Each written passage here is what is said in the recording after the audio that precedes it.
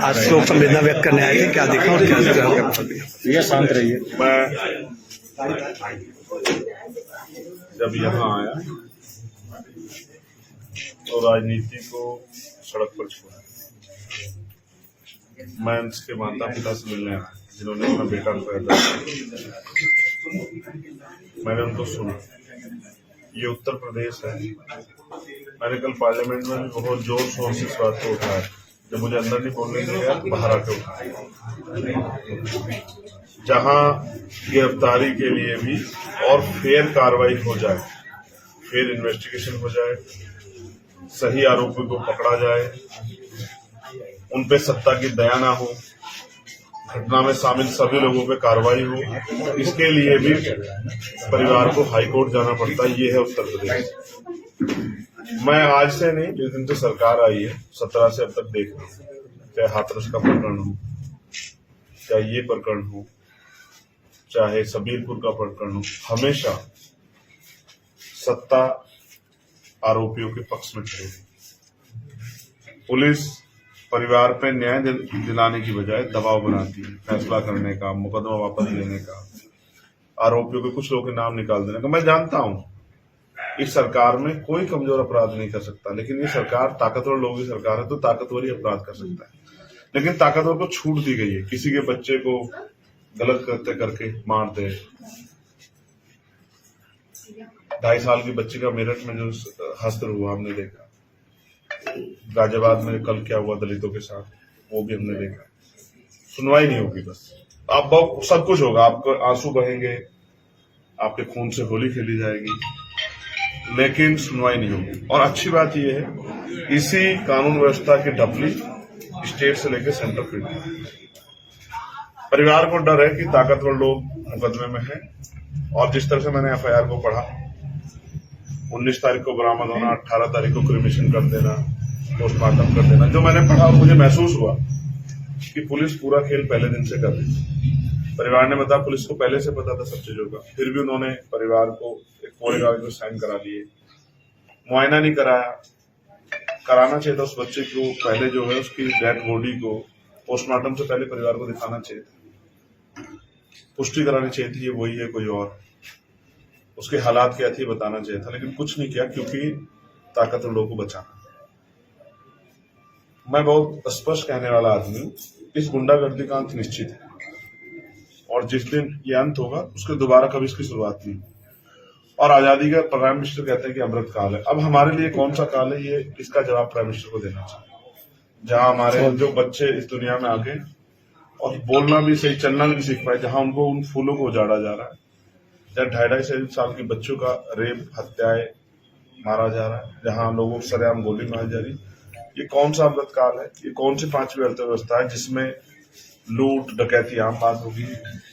मैं परिवार के साथ खड़ा और मैं मुख्यमंत्री से कहना चाहता हूँ, वैसे तो मुख्यमंत्री सुनते नहीं, लेकिन हो सके इन कमजोर वर्ग के लोगों के आंसू वो सुन लें।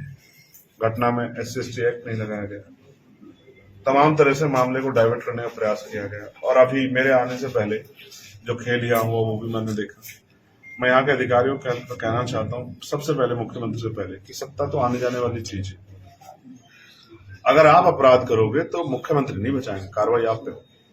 2 साल बाद, 4 साल बाद, 6 साल बाद भी केस खुलते हैं, 10 साल बाद भी खुलते हैं, 20 साल बाद भी खुलते हैं, देखे।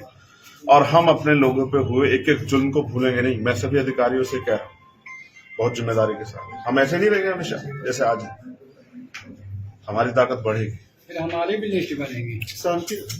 दूसरी बात, मुख्यमंत्री से मैं आग्रह कर रहा हूं, अगर मुख्यमंत्री जी वास्तविकता में वो योगी भी हैं, वो अपने आप को गरीबों का ITC भी कहते हैं, तो इसकी CBI जांच करा दें। अगर CBI जांच करा देंगे तो इससे ये होगा कि दूध का दूध, पानी का पानी हो जाएगा। हम भी नहीं चाहते कोई गलत निर्दोष व्यक्ति जेल जाए, लेकिन किसी दोषी को बचाने के लिए पूरी सत्ता, पूरी पुलिस, सब लोग लग जाए। तो फिर ये सवाल मेरे जैसे व्यक्ति खड़ा करना चाहिए कि क्या ये सरकार गरीबों की है? क्या उत्तर प्रदेश में दलित होना अपराध हो गया? क्या उत्तर प्रदेश में कमजोर वर्गों में, दलितों, जो मुसलमानों में पैदा होना अपराध हो गया? और ये जुल्म हम स्वीकार नहीं करेंगे। हमारी मांग है, मैं बहुत जल्द इस मामले को पार्लियामेंट में उठाऊंगा और मैं सरकार से जवाब मांगूंगा कि ये जो जुल्म हो रहा है इसके जो पैरोकार है, चाहे वो खाकी वर्दी वाले हो या सफेद पोस्ट हो, उन सब पे कार्रवाई होनी चाहिए और कोई आरोपी नहीं बचना चाहिए, वो क्या कितना भी ताकतवर, क्योंकि न्याय मिलना चाहिए परिवार को। कानून सबके लिए बराबर है, चाहे मुख्यमंत्री अपराध करे, चाहे चंद्रशेखर करे, कोई और करे। अगर किसने अपराध किया है तो उसको सजा मिलनी चाहिए। कानून व्यवस्था लगातार सवालों के घेरे में है। प्रयागराज में भी कुछ ऐसे प्रकरण हुए जिसमें कानून व्यवस्था पर सवाल उठे, किस तरह से उसको देखें?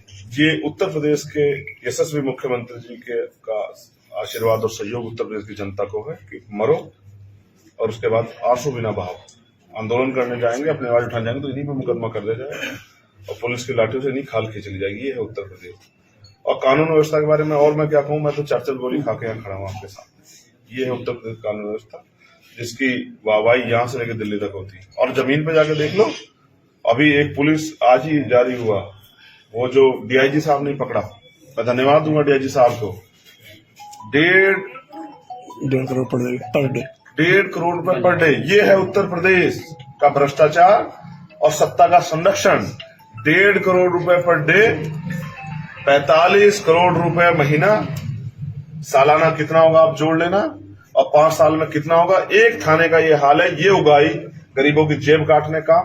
मैं धन्यवाद दूंगा, अच्छे अधिकारी हैं, लेकिन वो अच्छे अधिकारी घुटन महसूस कर रहे हैं क्योंकि कार्रवाई करते हैं तो वो ही पद पे नहीं रहते। ये हाल है। और अगर पुलिस नेताओं को खुश करने के लिए, उनकी जेबें भरने के लिए काम करेगी, 100 में से 60 तो इंस्पेक्टर साहब के हैं, 40 में स्टाफ है, लेकिन 60 में कौन कौन है ये भी इंस्पेक्टर साहब को बताना चाहिए। 40 में से 30-40 कहां जा रहा है? लखनऊ जा रहा है, दिल्ली जा रहा है, या यहीं के नेताओं में बढ़ जा रहा है? इसका जवाब भी देना चाहिए। ये है भ्रष्टाचार की जननी उत्तर प्रदेश, जहां के मुख्यमंत्री भाषणों में वीर होते हैं, लेकिन जब कोई कार्रवाई करनी पड़ जाए किसी ताकतवर पे तो बहुत कमजोर दिखाई देते हैं। इसका जवाब जो है हम लोग मांगने के लिए। उत्तर प्रदेश में कुछ दिन बाद उपचुनाव होने जा रहे हैं, आपकी पार्टी क्या उपचुनाव में भाग लेगी? हमारा चुनाव तो हो गया कि हमारे लोगों की जान ही नहीं बचेगी। हम किस पॉलिसी का लाभ ले पाएंगे जब हम जिंदा ही रहेंगे? अब अंश कौन सी पॉलिसी का लाभ देगी मुख्यमंत्री उनको? कोई ऐसी पॉलिसी जो मरे हुए लोगों के लिए तो बता दो। हमारा यही चुनाव है कि हम जिंदा रहना चाहते हैं, सम्मान से जीना चाहते हैं। हमारे कत्ल करने का अधिकार किसी को नहीं होना चाहिए, वो चाहे कोई बहुत बड़ा पैसे वाला बिजनेसमैन हो, या सत्ता की सह में पल रहा कोई गुंडा हो, या फिर कोई जो है आजाद समाज पार्टी उपचुनाव में भाग नहीं सत्ता का आदमी। हाँ, लेगी या ना लेगी? और लेगी भी और जीतेगी भी। ये कमजोर जो मर रहे हैं, ये अपनी इज्जत की रक्षा के लिए और आने वाले कल अपना बेहतर करने के लिए आजाद समाज पार्टी की ताकत बनेंगे। और आप देखना, एक अकेला चंद्रशेखर पूरे देश की आवाज उठा रहा है, और उत्तर प्रदेश से जो हमारा विधायक जीत के जाएगा वो नगीना, वो लखनऊ में चैन से नहीं सोने देगा सरकार को अगर चुन करेगा। अकेले आएंगे अलायंस में? इंडिया गठबंधन के नहीं, हमारा गठबंधन है जनता से, उत्तर प्रदेश की महान जनता से हमने गठबंधन कर लिया है। हमें और किसी गठबंधन की जरूरत नहीं। भाजपा खेमे में लगातार उथल पुथल चल रही, लखनऊ से लेकर दिल्ली तक हिला हुआ है। इसीलिए तो उनको गरीबों की लाशें नहीं दिखाई दे रही, इसीलिए तो ज्योति के आंसू नहीं दिखाई दे रहे, क्योंकि वो अपनी ही उधेड़बुन में, अपने ही जो है बंटवारे में लगे हुए। और मैं फिर कह रहा हूं, मुख्यमंत्री जी ने 7 साल में उत्तर प्रदेश को जो दिया, ये उत्तर प्रदेश भूलेगा।